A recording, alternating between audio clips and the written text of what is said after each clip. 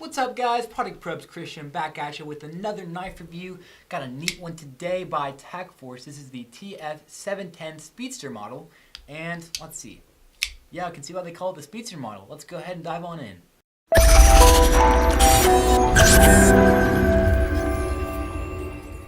Alright, let's first start off by giving some details on this blade.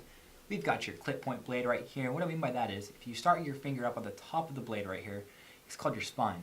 You run it down and you have a real sharp drop right there. Not gradual like a drop point, but a real sharp kind of clip out of the point right there. Usually they have pretty good points right there. Got your half serration and half straight. Well, actually it's almost like it's 2/3 straight, 1/3 serration. So that's a good thing, because usually sometimes with these half serration blades, they don't leave a lot of cutting room. It's almost half and half and there's not enough room, but this one definitely has a lot of belly room right there. And if you don't know what that means, the belly of the knife is actually the underside of the blade. Spine is your top side of the blade. Got your sawback right here, and what you can use that for is, you can see that they're kind of like little saw bits, and they kind of angle back a little bit, almost like they're barbed. And so if you want to cut some wood, if you can't use the serration right here, this is a little more heavy duty, you need to cut some wood, just go ahead, almost like it's a serrated knife, start cutting away on it, you should have no problem. And one thing I do like, I don't know if you guys can see, actually no, just kidding. Yeah, okay. So one thing usually sometimes with these sawbacks, they'll come straight up and not have the kind of like angled look to them. So the good thing is they are angled back this way a little bit, so they have that really good catch when you're going back and forth on that wood. So that is a definite plus. Got your 440C stainless steel. Got the regular right here, and it's got the oxidation, the black oxidation on the bottom of the blade, and as well as the top half of the blade, not half, the top portion. Got these little holes in here. You can use that for bending wire, bending any type of wire like that, and also for aesthetics, it actually looks really nice with those little holes in there, maybe to cut down the weight and balance the knife out just a hair. One thing I am curious though is to see if this thing is sharp or not. TAC-FORCE usually does a pretty good job, especially with knives coming right out of the box. So let's go ahead and get some paper and see what we're dealing with. Alright, so let's go ahead and see what we're dealing with on the sharpness right quick. Alright, so on the cut down, it's actually pretty good. There's very little rips. Let's try that one more time. Coming at an angle. Yeah, so there's a little bit of ribbing, but that's actually pretty good. One thing I'm kind of curious about is that point, because this is a clip point blade. So let's see what we're dealing with right there. Let's see what we're dealing with on the catch. Yeah, there is a little bit of catch on that blade. Could be a little bit better, especially being that it's a clip point, but it does a decent job. And on the cut down, yeah, like I was saying, guys, very little tearing. That was a little bad right there. Not a lot of tearing at all. Okay, as you can see, that thing was actually pretty sharp. There was a little bit of ripping and tearing, but not as bad as it usually is with these TAC-FORCE knives. They do a pretty decent job when they send us these knives, but, with this one, it's actually a little bit better. And it had a real nice point on there, and I'm guessing because of that clip point right there. So that's a good thing. Let's go ahead and get on into the details in the trigger and the lock. So, it definitely is a spring-assisted knife. So, pull that trigger down, comes up. But now that the more I think about it, it's not really shouldn't be considered into that speedster category, because it's really not a super fast knife, and I can tell you why. Well, there it goes. Actually, that was a little bit better. But with these larger knives, there's more weights definitely in the blade, and there's gonna be more catch time. What I mean by that is, when you open up the knife, since it's heavier and a little bit longer, it's gonna take longer for it to open up compared to a little smaller knife that's gonna flick right on open just because it's a really short blade on there.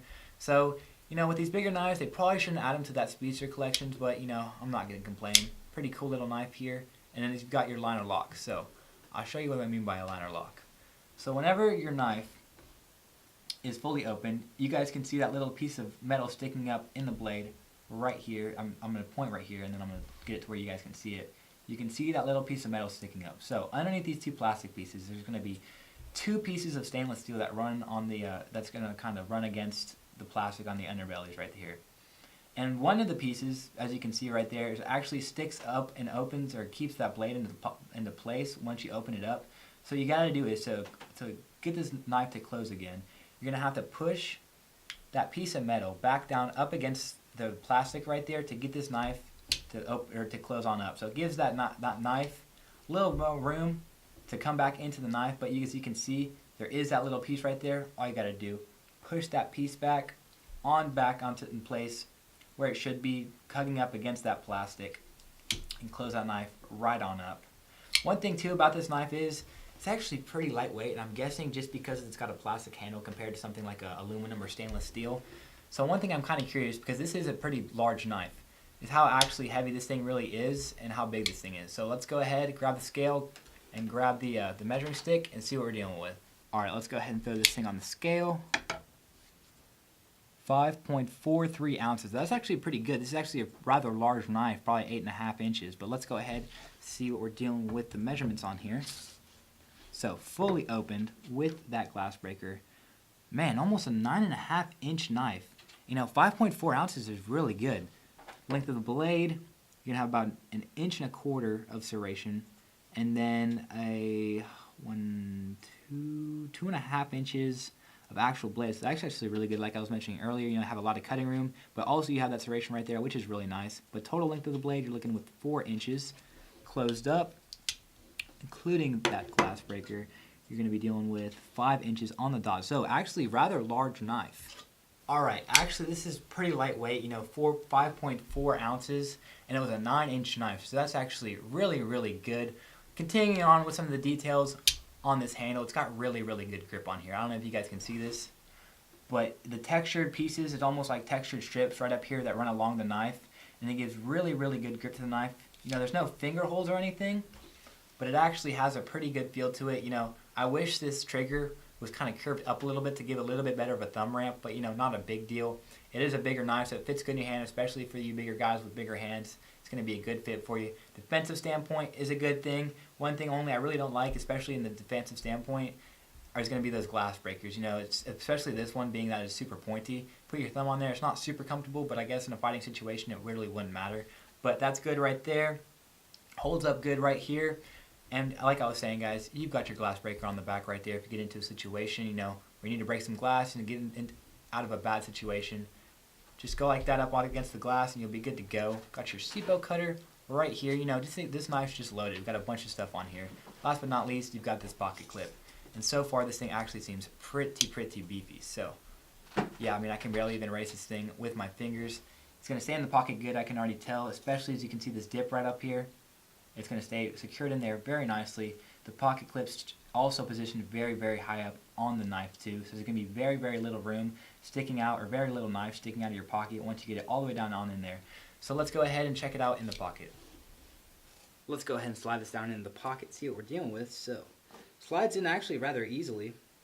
That's really, really nice. There's like no knife sticking out right there. I don't know if you can see that right up here, but there's literally no knife sticking out. It goes all the way up to that belt clip. Sealability is really good on there. The printing, however, there is a little bit of printing, being that's going to be a bigger knife. So, you know, not that worst thing, but, you know, that's all right. Let's see, okay. Pull it out. One-handed, no problem. Got your knife, and you're good to go. Okay, it actually fits really nice in the pocket. You know, the only thing really is just being a super big knife. It is a little bulky, so you can kind of feel it in the pocket. The printing is so-so on there, but it actually does slide in and out really, really nicely. You know, not a lot of knife sticking out, so the concealability is really good. But other than that, you know, this is just an overall really nice knife.